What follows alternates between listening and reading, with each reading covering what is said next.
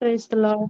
யார் யார் எங்க இருந்தாலும் ஆண்டவருக்கு நம்ம எல்லார் மேலயும் ஒரு கண்ட்ரோல் இருக்கு. நம்ம இங்க இன்னைக்கு கனெக்டடா இருக்கணும் அப்படின்றது அவரோட சித்தம். ஒரு பைசா செலவில்லாம, எங்கேயும் கிளம்பாம, எந்த எஃபோர்ட்டும் போடாம, குழந்தைய வச்சுட்டு இருக்கவங்க அட்டெண்ட் பண்ணலாம். வயசானவங்க டிராவல் பண்ண முடியாதவங்க அட்டெண்ட் பண்ணலாம். யாரா இருந்தாலும் ஆண்டவருடைய வார்த்தை கேட்கறதுக்கு இந்த ஜூம் மூலமா நமக்கு ஆண்டவர் ஒரு ஆப்பர்ச்சுனிட்டியை கொடுத்திருக்காருல்ல. முன்னாடி வந்து யூதர்களுக்கு மட்டும் இருந்த சுவிசேஷம் அதுக்கப்புறம் எல்லா ஜனத்துக்கும் போச்சு. அதே மாதிரிதான் இப்போ ஒரு சில பேரால ஆண்டவரோட வார்த்தை கேட்க முடிஞ்ச மாதிரி இருந்துச்சு முன்னாடிலாம். ஆண்டவரோட ஆலயத்துக்கு போகணும். சில பேருக்கு படிக்க தெரியாது பைபிள். அவங்களுக்கு ரீச் ஆகாம இருந்துச்சு. ஆனா ஆண்டவர் பாருங்க எவ்வளவு கிருபையா இப்ப எல்லாரும் ஆண்டவருடைய வார்த்தையை கேட்கலாம். இந்த ஜூம் மூலமா நம்மளால உடம்பு முடியாம ஹாஸ்பிட்டல்ல இருந்தா கூட ஆண்டவரோட வார்த்தை கேட்கலாம். யூடியூப் மூலமா, வாட்ஸ்அப் மூலமா அந்த டெக்னாலஜி ஆண்டவர் எடுத்து பயன்படுத்துறது ரொம்ப ஒரு அற்புதமான விஷயம். நம்ம இந்த டைம்ல என்னெல்லாமோ பண்ணிட்டு இருந்திருக்கலாம். இப்ப மொபைல்ல நம்ம கேட்டுட்டு இருக்கோம். இப்ப கூட நிறைய நோட்டிபிகேஷன் வரும். இதெல்லாம் என்ன வேணாலும் நம்ம பண்ணலாம். ஆனா நம்ம நல்ல விஷயங்களை நம்ம சூஸ் பண்ணிருக்கோம். நம்ம ஆண்டவருக்காக ஒரு எஃபோர்ட் எடுத்து வச்சு இந்த ஜூம் அட்டன் பண்ணிருக்கோன்றப்ப அவர் ஓடி வந்துருவாரு. நம்ம ஒரு ஒரு படி எடுத்து வச்சா போதும். அவர் ஓடி வந்து நமக்கான வார்த்தைய நம்ம கிட்ட ரீச் ஆறதுக்கு கண்டிப்பா உதவி செய்வாரு. அதுக்கு அவர் வல்லவரா இருக்கார். நெறிந்த நாணல முறிக்காத தேவன் அவர். ஒரு நிமிஷம் ஜெபத்தோட இத ஆரம்பிக்கலாம். ஆண்டவரே கிருபை உள்ள தேவனே நன்றி அப்பா. இங்க வந்திருக்கு ஒவ்வொருத்தரையும் கரத்துல அர்ப்பணித்து ஜெபிக்கிறோம்ப்பா. எந்த சூழ்நிலையில வந்திருக்காங்கன்னு எங்களுக்கு தெரியாது. ஆனா உங்களுக்கு தெரியும்ப்பா. ஒருத்தருடைய இருதயத்தையும் பார்க்கிற தேவனா இருக்கீங்க. யாராவது ஒருத்தர் ஒருவேளை ஸ்ட்ரகிள் ஆயிட்டு இருந்தாங்கன்னா, அடுத்து என்ன பண்றதுன்னு தெரியாம இருந்தாங்கன்னா, இந்த ஜூம் மூலமா அவங்க கூட நீங்க பேசுங்கப்பா. எல்லா துதி கன மகிமையும் உங்களுக்கு மாத்திரம் செலுத்திக்கிறோம்ப்பா. நாங்க எதுக்குமே தகுதி இல்லாதவங்கப்பா. எங்கள நீங்க ஒரு வெசலா எடுத்து பயன்படுத்துங்க. என்னை முற்றிலுமா உங்க கரத்துல அர்ப்பணித்து ஜெபிக்கிறேன்ப்பா. 1% கூட மாம்சமான சிந்தை, மாம்சமான வார்த்தை வராதபடி பாதுகாத்துக்கோங்க. உங்க கிருபை இருக்கட்டும். எந்த டெக்னிக்கல் இஷ்யூ வரக்கூடாது. கேட்கிற ஒவ்வொருத்தரையும் கரத்துல அர்ப்பணித்து ஜெபிக்கிறோம். அவங்க வீட்ல எந்த தடையும் வந்துரக்கூடாது. எந்த நெட்வொர்க் இஷ்யூ வராதபடி நீங்க பாதுகாத்துக்கோங்கப்பா. உங்க கிருபை இந்த மீட்டிங்ல இருக்கட்டும். இயேசு கிறிஸ்துவின் நாமத்தில் ஜெபிக்கிறோம். ஜீவனுள்ள நல்ல பிதாவே. ஆமென். இன்னைக்கு நம்ம இப்ப என்ன பார்க்க போறோம் அப்படின்னா, நம்ம நம்மளோட கடந்த காலத்த எப்படி நம்ம டீல் பண்றது?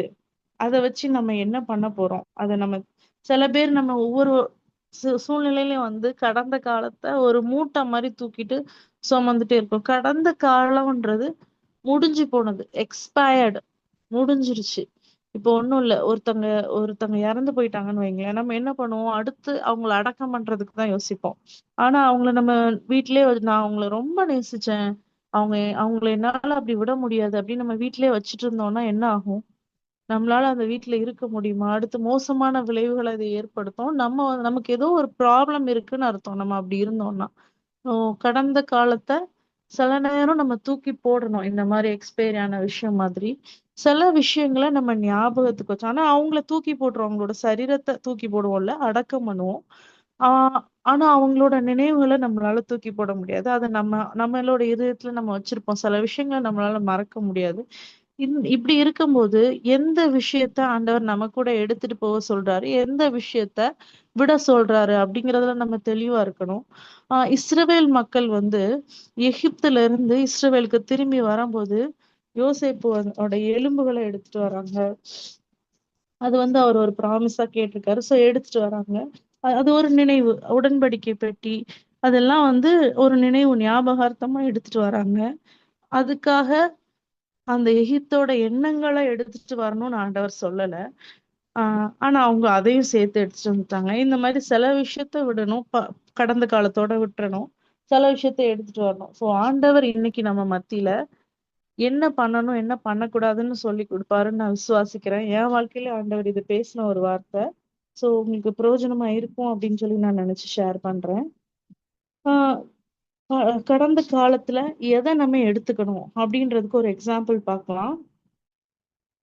நான் எல்லா பைபிள் வேர்ஸையும் நான் ரீட் பண்ணல. சம்பவங்கள மட்டும் சொல்றேன். நமக்கு இந்த டைம்க்குள்ள முடிக்கணுங்கிறதுனால. மெயினான வசனங்கள மாத்திரம் நம்ம ரீட் பண்ணலாம். சவுல், டேவிட். இத பத்தி நான் ரொம்ப யோசிக்கிறது உண்டு. சவுல், டேவிட். ஃபர்ஸ்ட் வந்து சவுல் வராரு. ஃபர்ஸ்ட் ராஜாவா வராரு. ரொம்ப பெரிய பாவம்லாம் அவர் பண்ணல. அடுத்து 2வது ஒரு ராஜா வராரு, தாவீது. அவரு பெரிய ஒரு பாவம் பண்ணாரு. ஆனா ஆண்டவர் சொல்றாரு, தாவீதை வந்து என் இருதயத்துக்கு ஏற்றவனாக கண்டேன் அப்படின்னு சொல்லிட்டு. இது என்னடா? ஒருத்தன் நல்லவனா இருக்கான். நம்ம உலக பிரகாரமா பெரிய பாவம் நினைச்சிட்டு இருக்க விஷயத்த தாவீது பண்றாரு. இருந்தாலும் கூட தாவீத வந்து ஆண்டவரால விட்டு கொடுக்கவே முடியல. சோ இவங்க என்ன பண்ணாங்க அப்படின்றத பார்ப்போம். சவுல் வந்து கிட்டத்தட்ட 2 பேரும் ஆரம்பிச்சது ஒரே மாரி தான் ஆரம்பிக்கிறாங்க. சவுல் வந்து அவங்க அப்பாவோட கழுதைய காணோம்னு தேடி போறாரு. தாவீது வந்து அவங்க அப்பாவோட ஆடு மேய்ச்சிட்டு இருக்காரு. கிட்டத்தட்ட ஒரே மாரி அற்பமான ஆரம்பம் தான். சவுல பெருசா மதிக்கல. தாவீதையும் அப்படிதான் பெருசா மதிக்கல. இப்படிதான் போயிட்டு இருந்துச்சு. சவுல வந்து ராஜாவா ஆக்குறதுக்கு அப்புறமும் கூட பயந்துகிட்டு ஒளிஞ்சிட்டு இருக்காரு சவுல். ஏன்னா அவ்ளோ பெரிய ரோல்லாம் கிடையாது. ஸ்டேஜ் ஃபியர் இருக்கு. யார பார்த்தாலும் ஒரு பயம் இருக்குது. இப்படிப்பட்ட சூழ்நிலையில இருந்த சவுல ஆண்டவர் வந்து ராஜாவா அபிஷேகம் பண்ணி ராஜாவா மாத்திறாரு. இப்ப ராஜா ஒரு 2, 3 யுத்தத்துக்கு போய் வின் பண்ணிட்டாரு. ஃபர்ஸ்ட் ராஜா வேற பயங்கர கெத்தாயிட்டாரு. இப்போ என்ன ஆகுது அப்படின்னா, ஒரு நேரம் வரும்போது அவர் வந்து சாமுவேலுக்காக காத்திருக்கல. ஏன் அப்படின்னா, பாக்குறாரு, எல்லாரையும் பாக்குறாரு. அப்பா நம்ம ராஜா எவ்வளவு ஒரு நிலைமையில இருக்கோம். யோசிச்சு பாருங்க. அவர்தான் ராஜா. அவர் சொன்னா எல்லாம் நடக்குதுன்றப்ப, ஜனங்கள பத்தி யோசிக்கிறாரு. அவரோட பாஸ்ட்ட மறந்துறாரு. அவரோட கடந்த காலத்த மறந்துறாரு. ஜனங்களுக்கு பயந்து ஓடி ஒளிஞ்சிட்டு இருந்தது, எந்தளோ மோசமான நிலைமையில இருந்து ஆண்டவர் உயர்த்தி வச்சிருக்காரு அப்படிங்கிறத சுத்தமா மறந்துட்டாரு. ஒரு பழமொழி சொல்லுவாங்கல்ல, "அற்பனுக்கு வாழ்வு வந்தா அர்த்தராத்திரியில கொடை பிடிப்பான்" அப்படின்னு சொல்லிட்டு. அந்த மாரி ஒரு சூழ்நிலையில ஆகுறாரு. எல்லா பாஸ்டையும் மறந்துட்டு, அவர் இப்ப ராஜா. நான் ராஜா. அதனால நான் என்ன வேணா பண்ணலாம் அப்படின்னு சொல்லிட்டு நினைக்கிறாரு. இன்னொன்னு வந்து ஆண்டவர் ஒரு கட்டளை குடுக்குறாரு. எல்லாத்தையும் அழிச்சிட சொல்லி சொல்றாரு. ஆனா அவர் ஆடு மாடுகள எடுத்துட்டு வந்துட்டாரு. இப்ப வந்து கேட்கிறாரு சாமுவேல், "என்ன பண்ணி வச்சிருக்க நீ?" அப்படின்னோனே, "இந்த ஆடு மாடோட சத்தம்லாம் கேக்குது. இதெல்லாம் என்ன?" அப்படின்னு கேட்ட உடனே சொல்றாரு, "இந்த ஜனங்கள் தான் வந்து இதெல்லாம் பலியிடுறதுக்காக எடுத்துட்டு வந்தாங்க" அப்படின்னு சொல்லி. சோ அவரோட ஃபோக்கஸ் ஃபுல்லா அப்படி ஜனங்கள். நான் ராஜா, இந்த ஜனங்கள் அவ்வளவுதான். ஆண்டவர் எந்த நிலைமையில இருந்து ராஜாவாக்குனாரு, அவருக்கு நம்ம உண்மையா இருக்கணும் அப்படின்றத சுத்தமா மறந்துட்டாரு. நம்மள ஒரு சில பேர் அப்படிப்பட்ட சூழ்நிலை இருக்கலாம். நம்ம ஒரு அற்பமான ஆரம்பத்துல இருந்து இப்போ ஆண்டவர் நம்மள உயர்த்தி வச்சிருக்கலாம். அப்போ நமக்கு உதவி செஞ்சவங்கள மறந்துட்டு, அந்த மாரி இருக்கிறது ஆண்டவருக்கு சுத்தமா ஒரு இஷ்டம் இல்லாத ஒரு விஷயமா இருக்கும். ஆண்டவர் வந்து சவுல சுத்தமா வெறுத்துட்டாரு இந்த சூழ்நிலைக்கு அப்புறம். ஆண்டவரால விடப்பட்ட பொல்லாத ஆவி வந்துச்சு. தாவீது வராரு. அதுக்கப்புறம் தாவீது ஆண்டவர் சூஸ் பண்றாரு. நம்ம எல்லாருக்கும் தெரிஞ்ச விஷயம் தான். சோ சவுல் வந்து பழைய விஷயத்த மறந்துட்டாரு. அவரோட தாழ்மைய மறந்துட்டாரு. ஆனா தாவீதும் அதே கிட்டத்தட்ட ஒரு சூழ்நிலையில இருந்து வந்தவர் தான். ஆனா தாவீது என்ன பண்றாரு பாத்தீங்கன்னா, எல்லாருக்கும் முன்னாடியும் டான்ஸ் ஆடுறாரு. எப்படி இருக்கும் யோசிச்சு பாருங்க. ஒரு இப்போ நம்மளோட முதலமைச்சர்ன்னு வச்சுக்கோங்களேன். அவர் ரோட்ல கிடந்து ஆடுனா எப்படி இருக்கும்? இல்ல ஃபன்னியா இருக்கும். அப்படிதான் இருந்துச்சு. அவங்க ஒய்ஃப் வந்து சொல்றாங்க. "என்ன பைத்தியம் மாரி பண்ணிட்டு இருக்க?" அப்படின்னோனே, "ஆண்டவர் எனக்கு செஞ்சதுக்கு நான் இன்னும் ஆடுவேன். ஆண்டவருக்கு முன்னாடி நான் ஒண்ணுமே இல்ல." அப்படின்னு சொல்லிட்டு அவரோட முன்னாடி இருந்த நிலைமைய யோசிச்சு பார்க்கிறாரு. நான் எப்படி இருந்தேன்? ஆடு மேய்ச்சிட்டு இருந்தேன். ஆண்டவர் என்னை எந்த இடத்துல வச்சிருக்காரு அப்படின்னு நினைச்ச உடனே அவரால சும்மா இருக்கவே முடியல. ஆண்டவரை துதிச்சு ஆட ஆரம்பிச்சிட்டாரு. சோ இவங்க 2 பேருக்கும் இதான் வித்தியாசம். சவுல் வந்து பழச மறந்துட்டாரு. தாவீது வந்து பழச மறக்கல. ஆண்டவர் செய்த நன்மைகள மறக்கவே இல்ல. அவரோட மனசுல வச்சுட்டு இருந்தாரு. இந்த மாதிரி விஷயங்கள்ல நம்ம பாஸ்ட வந்து மறக்க கூடாது. இப்ப யாக்கோபு ஒரே ஒரு வசனம் மட்டும் படிக்கலாம். எபிரெயர் 11:21. பைபிள் வச்சிருக்கிறவங்க படிங்க. எபிரெயர் 11:21. யாராவது ஒருத்தர் ரீட் பண்ண முடிஞ்சா ரீட் பண்ணுங்க. விசுவாசத்தினாலே யாக்கோபு தன் மரண படிங்க. காலத்தில் யோசேப்பினுடைய குமாரர் இருவரையும் ஆசிர்வதித்து தன் கோலின் முனையிலே சாய்ந்து தொழுது கொண்டான். ஆமென். இதுல என்ன போட்டிருக்கு அப்படின்னா, கோலின் முனையில தொழுது கொண்டு சாய்ந்து கொண்டான் அப்படின்னு சொல்லிட்டு. அவருக்கு ரொம்ப வயசாயிடுச்சு. எல்லாரையும் பிளஸ் பண்றாங்க. இந்த கோல்ல சாஞ்சுக்கிட்டாரு அப்படின்னு அந்த கோலுக்கு ஒரு சிக்னிஃபிகன்ஸ் இருக்கு. யூதர்களுக்கு இந்த கோல்ல வந்து என்ன பண்ணுவாங்க அப்படின்னா, ரெக்கார்ட் பண்ணுவாங்களாம். இப்போ நம்ம வந்து ரெக்கார்ட் பண்றோம். டைரி எழுதுற பழக்கம் நெறைய பேருக்கு இருக்கும். ஆண்டவர் செய்த நன்மைகள. அதே மாதிரி இவங்க வந்து ரெக்கார்ட் பண்ணி வைப்பாங்க. யாக்கோபு இப்ப அந்த கோல்ல சாய்ஞ்சாரு அப்படின்னா, என்ன அர்த்தம்னா, ஆசீர்வதிச்சு முடிச்சிட்டேன் என்னோட குமாரர்கள்லாம். அப்பாடா என் கடமை முடிஞ்சிருச்சு அப்படின்னு சொல்லி சாஞ்சுக்கிட்டு அதெல்லாம் யோசிக்கிறாரு. ஆண்டவர் எவ்வளவு நன்மையா இருந்தார். நமக்கும் ஆண்டவர் இப்படிப்பட்ட ஒரு முடிவை கொடுப்பாரு. எல்லாருக்கும் ஒரு நாள் வயசு ஆகும். நம்மளும் அந்த ஒரு யாக்கோபு மாதிரி ஒரு சூழ்நிலையில இருப்போம். அப்போ வந்து நம்ம நம்ம கடமைகள்லாம் முடிச்சிருப்போம். நம்ம பிள்ளைங்க எல்லாம் கல்யாணம் பண்ணி பேர பிள்ளைகள் எல்லாம் பார்த்திருப்போம். ஆண்டவர் எவ்வளவு ஆசீர்வதிச்சிருப்பாரு. அது எல்லாத்தையும் நம்ம நினைத்து பார்க்கக்கூடிய ஒரு நல்ல ஒரு ஆண்டவர் அவர். நன்மைகளை செய்யக்கூடியவர். உங்களுக்கு முடிஞ்சதுன்னா உங்களுக்கு ஒரு டைரி எழுதுற ஹேபிட்ட நீங்க ஏற்படுத்திக்கோங்க. ஆண்டவர் செய்த நன்மைகளை நம்ம டைரி நோட்ஸ் எழுதுவோம் சர்ச்ல. மெசேஜ் எல்லாத்தையும் நான் நோட்ஸ் எடுத்திருப்போம். ஆண்டவர் ஒவ்வொரு நாளும் செய்யற சின்ன சின்ன நன்மையா இருந்தாலும் பெருசா இருந்தாலும் ரெக்கார்ட் பண்ணி வைங்க. அது சும்மா ஆண்டவர் எனக்கு இதை செய்தார் அப்படின்னு இல்லாம, நான் இப்படி ஒரு சூழ்நிலையில இருந்தேன், நான் இதை எதிர்பார்க்கல, நாளைக்கு நான் என்ன பண்றதுன்னு எனக்கு தெரியல அப்படின்னு நீங்க முந்தின நாள் எழுதியிருப்பீங்க. அடுத்த நாள் வந்து ஆண்டவர் இதை வந்து என்னை மேற்கொள்ள உதவி செய்தார் அப்படின்ற மாதிரி நீங்க எழுதி வைங்க. நம்ம இப்போதே வந்து நம்ம 2 வருஷத்துக்கு முன்னாடி உள்ளத படிச்சு பார்த்தா ரொம்ப நமக்கு ஆண்டவருக்கு நன்றி சொல்லுவோம். அதே மாதிரி நம்ம கடைசி காலத்துல அது வந்து ஒரு பெரிய பொக்கிஷமா நமக்கு இருக்கும். சோ இந்த இடத்துல வந்து இப்ப என்ன பார்க்கிறோம் அப்படின்னா, யாக்கோபு அவரோட பாஸ்ட் நினைக்கிறாரு.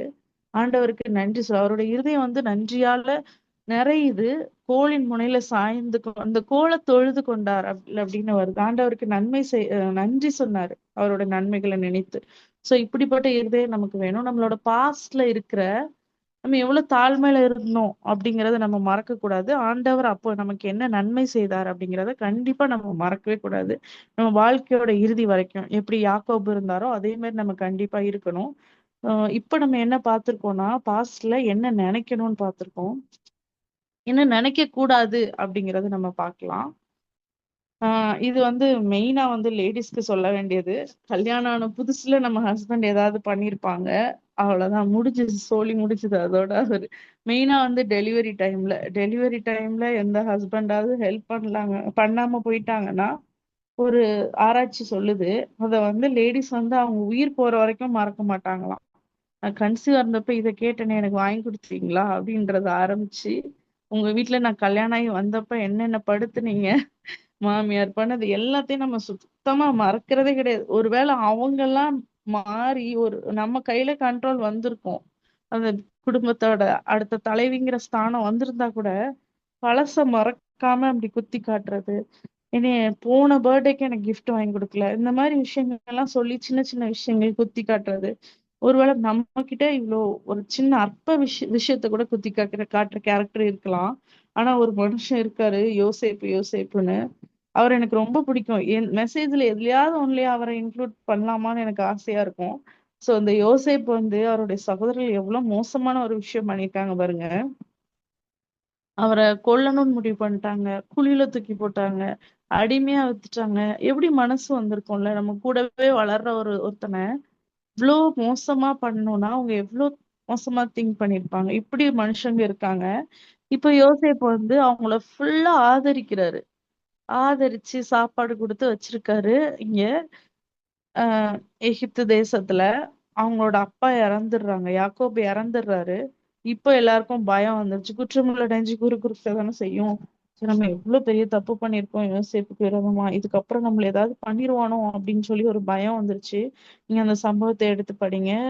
என்னோட ரொம்ப ஃபேவரட்டான வேர்ஸ். யோசேப்பு வந்து சொல்றாரு, நீங்க என்னைய இப்படி எல்லாம் பண்ணதை நினைச்சு விசனப்பட வேண்டாம். ஜீவ ரட்சண்யம் செய்யும்படிக்கு தேவன் என்னை உங்களுக்கு முன்பாக அனுப்பினார் அப்படின்னு சொல்லி சொல்றாரு. எவ்வளவு அழகா அந்த அவ்வளவு பெரிய துரோகத்தை மறந்து மன்னிச்சு அவங்கள ஆதரிக்கக்கூடிய ஒரு நல்ல உள்ளம் பாத்தீங்களா யோசேப்புக்கு. சோ இது வந்து ரொம்ப ஒரு நம்ம ஒவ்வொருத்தருக்கும் வரக்கூடிய தேவைப்படக்கூடிய ஒரு எண்ணம். ஸோ மறக்கிறதுக்கு எக்ஸாம்பிள் இது. மத்தவங்க நமக்கு பண்ண துரோகங்களை மறக்கணும். அது எப்படி மறக்கிறதுன்றதை நான் உங்களுக்கு பின்னாடி சொல்றேன். ஒருவேளை நம்ம இந்த மாதிரி ஒரு துரோகங்கள் கூட நம்ம டீல் பண்ணிட்டு இருக்கலாம். நான் நன்மை தானே செஞ்சேன். நான் எதுவுமே பண்ணல. என் கூட பிறந்தாங்க, என்னை பெத்தாங்க, என்னை கல்யாணம் பண்ணிட்டு வந்தாங்க. எனக்கு பிறந்த பசங்க, என்னோட ரொம்ப க்ளோஸான நண்பர்கள், என்னோட கலீக், நான் அவங்களுக்கு எவ்வளவு ஹெல்ப் பண்ணியிருக்கேன். பட் அவங்க எனக்கு எப்படி இப்படி துரோகம் பண்ணாங்க அப்படின்னு நம்ம அதை நினைச்சிட்டே இருந்தோம் அப்படின்னா, அது ஒரு பெரிய ஆசீர்வாத குறைவு.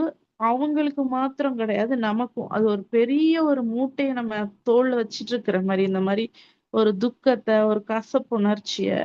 யோசேப்பு மாதிரி நம்ம மன்னிக்கிறது மட்டும் இல்லாம, அவங்களுக்கு தேவையானத நம்ம செய்யும்போது, அது ஒரு பெரிய ஒரு ஆசீர்வாதமா ஆகும். அந்த ஒரு சந்ததியே ஆசீர்வாதமா ஆகுதுல்ல யோசேப்பின் மூலமா. அந்த குடும்பம் முழுவதும் காக்கப்பட்டுருச்சு. ஒருவேளை அவரோட சகோதரர்கள் வந்து யோசேப்ப குழியில போடல அப்படின்னா என்ன ஆயிருக்கும்? யோசேப்பும் இங்க இருந்திருப்பாரு. பஞ்ச காலத்துல குடும்பமே அழிஞ்சிருக்கும். ஆண்டவர் வந்து ஜீவ ரட்சண்யம் செய்யும்படிக்கு அவங்கள குடும்பத்த மாத்திரம் இல்ல, அந்த பஞ்ச காலத்துல இருக்கிற எல்லாரையும் காக்கும்படிக்கு யோசேப்ப அங்க அனுப்புனாரு. யோசேப்பு வந்து இப்போ பாஸ்ட்ட மறந்துட்டாரு. அவங்க செஞ்ச துரோகத்த மறந்துட்டாரு, மன்னிச்சுட்டாரு. நீங்க அதெல்லாம் ஃபீல் பண்ணாதீங்க, விடுங்க அப்படின்னு சொல்லி லேசா எடுத்துட்டாரு. இது ஈஸியான காரியமே கிடையாது. ரொம்ப செல்லம். டாட் இஸ் லிட்டில் பிரின்ஸ் வந்து ஜெயில்ல இருந்திருக்காரு. மோசமான பழி சுமத்தப்பட்டிருக்காரு. சோ அந்த வலியெல்லாம் அவர் தாங்கிக்கிட்டாரு. அந்த நேரத்துல மறக்கவும் செஞ்சுட்டாரு. நம்மலாம் என்ன பண்ணிருப்போம் அப்படின்னா, ராஜாவா ஆனதுக்கு அப்புறமா அவங்க வராட்டியும் தேடி போய் அவங்கள கொல்றதுக்கு கட்டளையிட்டுருக்கலாம். கோவத்துல. "நீ என்ன பாடுபடுத்துன இப்ப பாத்தியா? ஆண்டவர் என் கையில ஆட்சிய குடுத்துட்டாரு" அப்படின்னு நெனச்சுக்கலாம். ஆனா அவர் அந்த துரோகத்த மறந்துட்டார். நம்மளும் எல்லா துரோகங்களையும் மறக்கிறதுக்கு ஆண்டவர் நமக்கு கிருபை செய்வார். நான் ஒரு வார்த்தையில சொல்லிட்டு போலாம். அது ரொம்ப கஷ்டமான விஷயம் தான். ஆனா ஆண்டவர் நமக்கு பலப்படுத்துவார். ஆண்டவர் ஒரு வார்த்தைய நம்ம கூட பேசுறாரு அப்படின்னா, அது செய்றதுக்கான பலனையும் கண்டிப்பா கட்டளையிடுவாரு. யோசேப்பு போல நம்மளோட வாழ்க்கையில துரோகம் செஞ்சவங்கள நம்ம மறக்கணும். அடுத்தது யாருன்னு பாத்தீங்கன்னா, நகோமி. நகோமி தெரியும். எல்லா ஜென்ஸுமே அவுட்டு அவங்க வீட்ல. அவரோட ஹஸ்பண்ட், 2 பசங்க எல்லாரும் இறந்துட்டாங்க மோவாப் தேசத்துல. இப்ப திருப்பி இங்க வர்றாங்க. விதவையா இருக்காங்க நகோமி. ரூத்தும் கூட வராங்க. இப்ப வந்து அவங்கள மாரியே ரூத்தையும் வச்சுக்கணும் அப்படின்னு அவங்க நெனச்சிருக்கலாம் இல்லையா? ஆ பழசே நெனச்சுட்டு, அப்படியே அழுதுகிட்டு, துக்கத்தோட இருந்து ரூத்தோட வாழ்க்கையும் அவங்க கெடுத்திருக்கலாம். ஆனா அவங்க அத பண்ணல. அடுத்தது என்னது அப்படின்னு ரூத்துக்கு என்ன பண்ணலாம் அப்படின்னு சொல்லி யோசிக்கிறாங்க. போவாஸ்ன்ற ஒரு மகன ஆண்டவர் காட்டுறாரு. மேரேஜ் ஆகுது. இப்போ அத எடுத்து பார்த்தீங்க அப்படின்னா, நான் ஏற்கனவே சொன்ன மாரி வசனம் நெறைய ரீட் பண்ணல. நீங்க அப்புறமா ரீட் பண்ணிக்கோங்க. அந்த குழந்தைய வந்து வளர்க்கிற தாதி ஆயிட்டாங்க. வளர்த்தாங்களா நகோமி. ஸோ அவ்ளோ பெரிய பிளெஸ்ஸிங் அவங்களுக்கு எப்படி கிடைச்சது அப்படின்னா, அவங்க அந்த துக்கத்த மறந்தாங்க. அவங்களோட கணவர் அவங்களோட 2 பசங்களோட துக்கத்த மறந்தாங்கன்னு சொல்ல முடியாது. அதுலருந்து வெளிய வந்துட்டாங்க. அதிலேயே அவங்க இல்ல. அதிலேயே சுத்திக்கிட்டு, ஃபீல் பண்ணிட்டு, அந்த மாதிரி அவங்க இல்ல. நெக்ஸ்ட் என்னன்னு யோசிச்சதுனால தான், மறுபடியும் ஒரு குழந்தை அவங்களுக்கு பிறந்த மாரி தான்ல. மறுபடியும் அவங்க தாயா இருந்தாங்க அப்படின்னு சொல்லி சொல்லுது. ஆண்டவர் வந்து அந்த ஒரு விஷயத்த நம்ம விடும்போது, இன்னொரு பிளெஸ்ஸிங்க நம்ம ஆண்டவர் கண்டிப்பா நமக்கு தருவார். யோசிச்சு பாருங்களேன், நம்ம 2 கை நெறைய குப்பையெல்லாம் அள்ளி வச்சிருக்கோம். ஆனா ரொம்ப பசியா இருக்குது நமக்கு. சாப்பாடு பிளேட்ட ஆண்டவர் குடுத்தாருன்னா, நம்ம எப்படி அத சாப்பிட முடியும்ல? அந்த குப்பைய போட்டுட்டா தான், கை ஃப்ரீ ஆனதுக்கு அப்புறம் தான் நம்ம அத சாப்பிட முடியும். அதே மாரி தான் நம்மளோட பழச, டெட் திங்ஸ வந்து விட்டுருங்க. முடிஞ்சு போனத விட்டுருங்க. சில விஷயம் ஆண்டவர் வந்து, இது உனக்கு இல்ல. இது உன் லைஃப்ல இதோட சாப்டர் முடிஞ்சிருச்சுன்னு சொன்னாலும், அத நம்ம புடிச்சிட்டு இருக்கிற காரணத்தினால, புதுசு வந்து நம்ம வாழ்க்கையில நடக்காம இருக்குது. ஆ அத வந்து ஆண்டவர்கிட்ட நம்ம ஆண்டவர் சொல்ற விஷயத்த கீழ்ப்படியணும். அடுத்ததுக்கு என்ன பண்ண போறாருன்றதுக்கு நம்ம ரெடியா இருக்கணும். ஆர்வமா இருக்கணும். ஓப்பன் மைண்டடா இருக்கணும். "என்னப்பா தரப்போறீங்க? நான் பழசெல்லாம் விட்டுட்டேன்." அப்படின்ற மாரி நம்ம இருக்கணும். ஆ அடுத்தது வந்து தாவீது. நான் ஏற்கனவே சொன்ன மாதிரி தாவீது வந்து ஆ இ முதல்ல நான் ஒரு இதுக்கும் எக்ஸாம்பிளா சொன்னேன். பழச மறக்காததுக்கும். தாவீது வந்து பழைய தாழ்மைய மறக்காம இருந்தாரு. மறந்ததுக்கு ஒரு எக்ஸாம்பிள் இருக்கு தாவீது கிட்ட. என்னன்னா, தாவீதுக்கும் பத்ஷேபாளுக்கும் நடுவுல ஒரு குமாரன் பிறக்குறான். அந்த குமாரன் வந்து ஆ அ இல்ல 2வது தான் வந்து சாலமோன் வராரு. ஃபர்ஸ்ட் ஒரு குழந்தை பிறக்குது. அது ஆண்டவர் வந்து அதுக்கு ஒரு தண்டனை குடுக்குறாங்க. ஸோ முழங்கால்லயே நிக்கிறாரு நம்ம தாவீது. எப்படியாவது ஆண்டவர் காப்பாத்திற மாட்டாரா? அப்படின்னு சொல்லி. இப்ப குழந்தை இறந்துருச்சு. எல்லாரும் போய் சொல்றதுக்கு போய் பயப்படுறாங்க. ஐயோ! குழந்தை வந்து இறக்க முன்னாடியே இவ்ளோ பண்ணாரு. இறந்துருச்சுன்னு சொன்னா என்னென்ன நடக்க போகுதோ, அரண்மனையே 2ஆக போதோ அப்படின்னு சொல்லிட்டு. ஆனா வந்து பைபிள் சொல்லுது, தாவீது எழுந்து போஜனம் பண்ணி, குளிச்சுட்டு போஜனம் பண்றாரு. ரெட்டெல்லாம் களைஞ்சு போட்டு அப்படின்னு சொல்லிட்டு. அப்போ எல்லாரும் கேக்குறப்ப தாவீது சொல்றாரு, ஒருவேளை ஆண்டவர் வந்து என்னோட ஜெபத்தை கேட்டு குழந்தைய காப்பாத்துவாரோ அப்படின்னு நான் நின்னுட்டு இருந்தேன். ஆனா இல்ல, இதுக்கப்புறம் நான் தான் அவன்கிட்ட போகணும், அவனால என்கிட்ட வர முடியாது அப்படின்னு சொல்லி தாவீது அழகா ஒரு ஒரு அண்டர்ஸ்டாண்டிங்க்கு வராரு. அதுக்கப்புறம் ஆண்டவர் வந்து சாலமோனை கொடுக்கிறாரு. அதுக்கப்புறம் அவரோட மனைவி ஆறுதல் படுத்தி சாலமோன்ற குழந்தைய ஆண்டவர் கொடுக்கிறாரு. ஒருவேளை ஏதோ ஒருத்தவங்க உங்களுக்கு பிரியமானவங்களுக்கு இறந்து போயிட்டாங்க, அந்த மாதிரி ஒரு கிரீஃப்ல நீங்க இருக்கீங்க அப்படின்னா, ஆண்டவர் அதுக்கேற்ற ஆறுதல கட்டளையிடுவாரு. அதுல இருந்து வெளிய வரதுக்கு உதவி செய்வார்.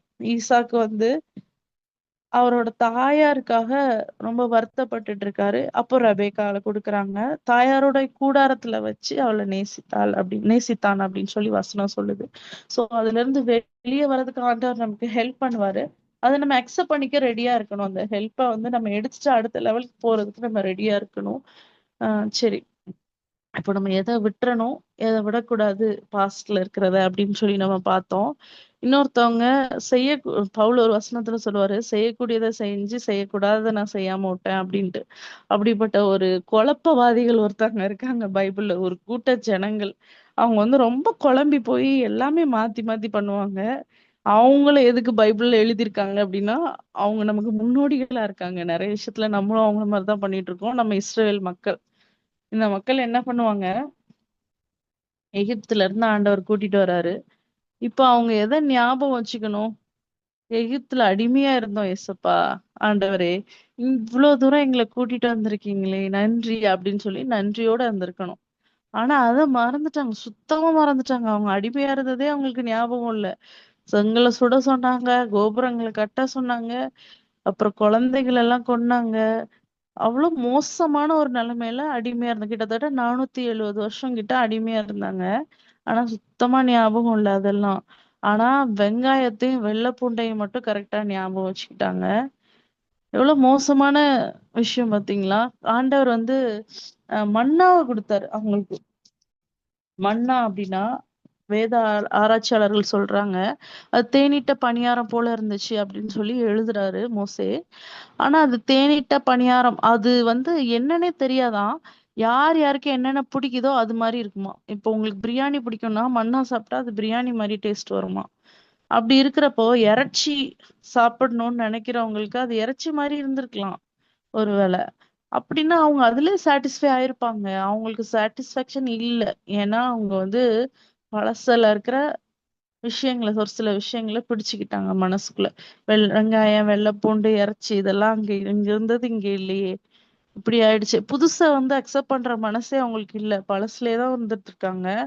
ஆஹ் ஆனா அடுத்தது வந்துட்டு என்ன எதை பிடிச்சுக்கிட்டாங்க அப்படின்னு பாத்தீங்க, எதை விட்டுட்டாங்க அப்படின்னு பாத்தீங்கன்னா, அடிமையா இருந்ததெல்லாம் மறந்து போச்சு. அவன் அடிச்சது எல்லாம் மறந்து போச்சு. ஏதோ இப்போ அடிமையா இருக்கிற மாதிரி நினைச்சுக்கிட்டாங்க. சோ இது மாதிரி நம்ம இருக்கக்கூடாது. அதுக்குதான் எக்ஸாம்பிள் ஆண்டவர் கொடுத்திருக்காரு. பழசுல எதை நினைக்கணுமோ அதை நினைக்கணும், எதை விட்டுறணுமோ அதை விட்டுறணும். இப்போ நமக்கு ரொம்ப கன்ஃபியூஷனா இருக்கும்ல, நான் சொல்றத யோசிச்சா எதப்போ இப்போ என்னதான் சொல்றீங்க அப்படின்னு நீங்க நினைக்கலாம். சோ நான் கடைசியா ஒரு வசனத்தை சொல்றேன். பிலிப்பியர் 4:8. பைபிள் இருந்தா கண்டிப்பா இத எடுத்துக்கங்க. பிலிப்பியர் 4:8 கடைசியா சொல்றேன். அந்த வசனமும் அப்படிதான் ஆரம்பிக்கும். யாராவது படிக்கிறீங்களா? கடைசியாக சகோதரரே, உண்மை உள்ளவைகள் எவைகளோ, ஒழுக்கமுள்ளவைகள் எவைகளோ, நீதி உள்ளவைகள் எவைகளோ, கற்புள்ளவைகள் எவைகளோ, அன்புள்ளவைகள் எவைகளோ, நற்கீர்த்தி உள்ளவைகள் எவைகளோ, புண்ணியம் எதுவோ, புகழ் எதுவோ, அவைகளையே சிந்தித்துக் கொண்டிருங்கள். தேங்க்யூ அக்கா. சரி, இந்த வசனம் என்ன சொல்லுது? உண்மை உள்ளவைகள், ஒழுக்கம் உள்ளவைகள், நீதி உள்ளவைகள், கற்புள்ளவைகள், அன்புள்ளவைகள், நற்கிருத்தி உள்ளவைகள், புண்ணியம் எது, புகழ் எது, இதையே சிந்தித்துக் கொண்டிருங்கள் அப்படின்னு சொல்லி. உங்க பாஸ்ட்ல இது ஏதாவது இருந்துச்சுன்னா அதையே நம்ம நினைச்சுக்கலாம். தேவையில்லாத துரோகங்கள் எவைகளோ அவைகளை நினைத்து கொண்டிருங்கள்.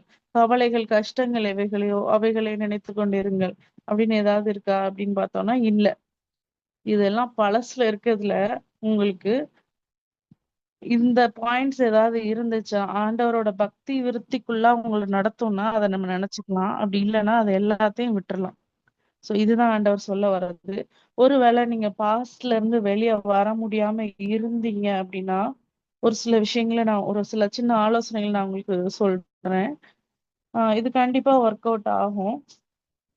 யாராவது ஒருத்தர் மேல ரொம்ப ஒரு வெறுப்புல, துரோகத்துல, கிரீஃப்ல நீங்க இருந்தீங்க அப்படின்னா, நீங்க டீவியேட் ஆகணும் ஃபர்ஸ்ட்.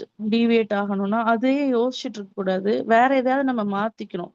சில நேரம் வந்து நம்ம ஆ அதுலயே நம்ம கம்ஃபர்டபுளா ஆயிடுறோம். ஒரு ஒரு விஷயம் நடக்குதுன்னு வச்சுக்கோங்களேன். அத வந்து மத்தவங்க நம்மள வந்து பாவமா பார்ப்பாங்க. அத நம்ம கம்ஃபர்டபுள் ஆயிடுறோம்.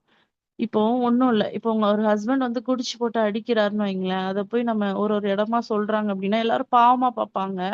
அதுக்கப்புறம் ஹஸ்பண்ட் திருந்துனா கூட, அந்த பாவமா பார்க்குறாங்க ஃபீலிங் வந்து நமக்கு கம்ஃபர்டபுள் ஆயிரும். என் ஹஸ்பண்ட் அப்டி பண்றாரு, இப்டி பண்றாருன்னு சொல்லுவாங்க. ஸோ அந்த மாரி ஒரு கம்ஃபர்ட்டான இதுக்கு நம்ம போயிறக்கூடாது. நம்ம அதுலருந்து வெளிய வரப்ப நம்மளோட மைண்ட் செட்ட எப்டி வந்து எகிப்துலருந்து வரப்ப இன்னுமையும் அடிமையாவே யோசிச்சுட்டு இருந்தாங்க. அந்த மாரி இல்லாம, நம்மள டீவியேட் பண்ணிட்டு நம்ம இப்போ ஆண்டவர் விடுதலை குடுத்துருக்காரு.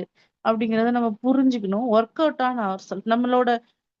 நம்மள வந்து வொர்க் அவுட் பண்ணணும். அதாவது நம்ம ஃபோக்கஸ் வந்து மாறணும். கெரியர்லயோ, நம்ம சாப்பிடுற ஃபுட்ல ஹெல்த்தியா சாப்பிடுறது, எக்சர்சைஸ் பண்றது, நம்ம உடம்புக்கு தேவையான விஷயங்கள பண்ணி, நம்ம டீவியேட் பண்ணிடணும். ஒரு ஒரு மாதிரி ஒரு பெட்லயே நம்ம இருந்துட்டே ரொம்ப லேசியா இருந்தோம்னா, நம்மளால பாஸ்ட்ல இருந்து வெளிய வரவே முடியாது. நெறைய பேரு உலக பிரகாரமா நான் சொல்றேனே, லவ் ஃபெயிலியர்ல இருக்கிறவங்கலாம், எப்படி வெளிய வருவாங்கன்னு பார்த்தீங்கன்னா, 2 டைப் இருக்காங்க. ஒரு டைப் வந்து தண்ணி அடிச்சுட்டு அப்படியே இருப்பாங்க. அவங்க வந்து அப்படியே தான் அவங்க லைஃப் அப்படியே போயிரும். இன்னொரு டைப் வந்து உடனே ஜிம்முக்கு போயிருவாங்க. அது ஒரு ட்ரெண்டா இல்ல என்னன்னு தெரியல. ஆனா நெறைய பேர் வந்து அப்படி ஜிம்முக்கு போய் ஒர்க் அவுட் பண்ணி அதுல இருந்து வெளிய வந்துருவாங்க. சோ இது மாதிரி 2 கேட்டகரி உலக பிரகாரமாவே இருக்குது. சோ நமக்கு தேவையான விஷயங்கள பார்த்து டீவியேட் பண்ணிக்கணும். நம்ம அதுலருந்து அந்த எண்ணத்துல இருந்து நம்மள டீவியேட் பண்ணணும். இன்னொன்னு மெயினா அதனாலதான் லாஸ்ட்டா சொல்றேன். ஆண்டவர நம்பணும். ஆண்டவரோட வாக்குத்தத்தத்த நம்பணும். ஆண்டவர் சொல்லியிருக்காரு, அவரில் அன்பு கூறுகிறவர்களுக்கு சகலமும் நன்மைக்கு ஏதுவா நடக்குது அப்படின்னு சொல்லிட்டு. இதெல்லாம் அவரோட பார்ட் ஆஃப் த பிளான் அப்படின்னு சொல்லி நான் நம்பணும். யோசேப்போட வாழ்க்கையிலே நம்ம பார்த்தோம். அவருக்கு தெரிஞ்சிருச்சு. இவங்க பண்ணது எல்லாமே ஆண்டவர் அனுமதிக்காம என் வாழ்க்கையில எதுவுமே நடக்காது. இப்போ அப்படி நினைச்சா நமக்கு ரொம்ப ஈஸியா இருக்கும். என் மாமியார் என்னை இதெல்லாம் கொடுமைப்படுத்துனாங்க, இதெல்லாம் பண்ணாங்க. ஆனா ஆண்டவர் அனுமதிச்சாரு. ஏன் அனுமதிச்சாரு? அப்படி இருந்ததுனாலதான் நான் இவ்வளவு விஷயங்கள நான் கத்துக்கிட்டேன். நான் ஒரு தனியா ஒரு குடும்பத்தை என்னால லீட் பண்ண முடியுது. எப்படி அப்படின்னா, அந்த இடத்துல எனக்கு ஒரு ஆண்டவர் ஒரு டெஸ்ட் வச்சாரு. ஒரு லெசன வச்சாரு.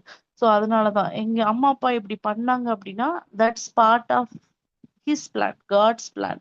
அதனாலதான் இத பண்ணாரு.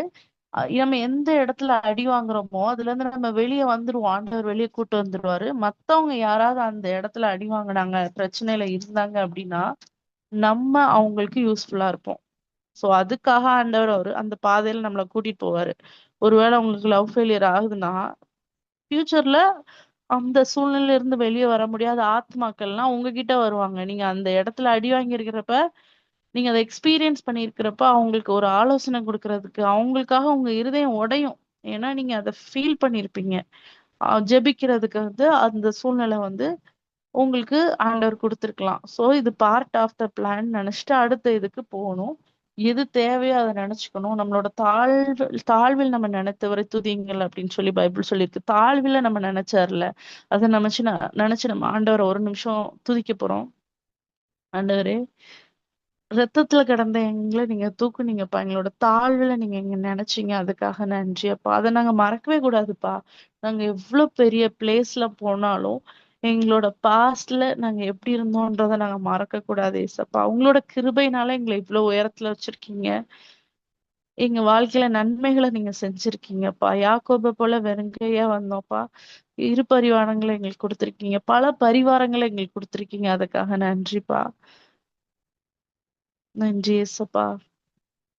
இத நாங்க வாழ்க்கையில மறக்கவே கூடாது ஏசப்பா.